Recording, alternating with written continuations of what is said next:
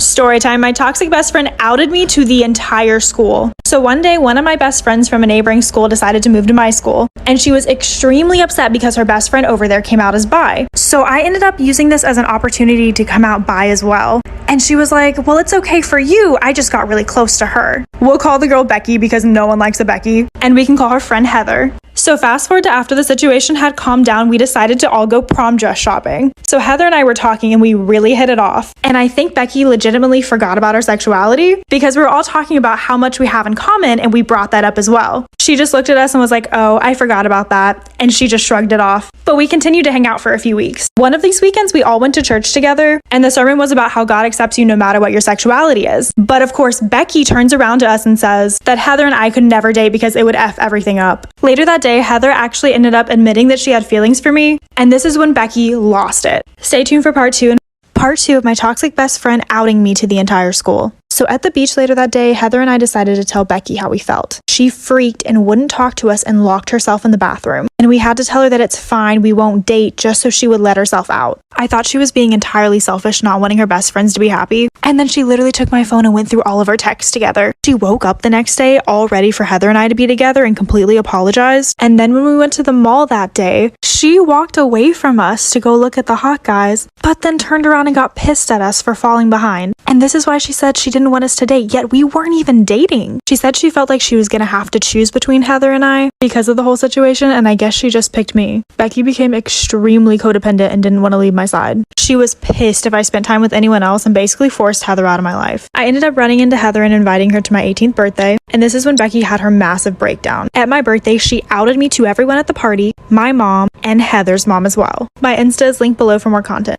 So when I turned 13, I had a birthday party. It's no big deal. I mean, I was just blossoming, turning into a woman. And so I remember my mom was like, no one's allowed in the rooms. Everyone needs to be outside. If you see anyone inside, you need to tell me. I was like, oh my God, Booma, you don't need to pop off. I get it, Booma, come on. I remember I saw 3 adults walk out of my room. I didn't tell my mom, but let me tell you why. Because I was like, maybe they're designing a gift for me. So the end of the day came, no surprise present came. I'm not mad. Are you mad? Because I'm happy. So we started cleaning up, and then we went to go clean my room in case. Oh, the best part is coming! There was a voodoo doll under my bed. It looked exactly like me. I remember there was one needle on its left eye, another needle on its heart, and it was laying on like a ratchet green leaf. And then next to it, there was a note that said, this is all gonna be mine in cursive. So then my mom started doing research on this.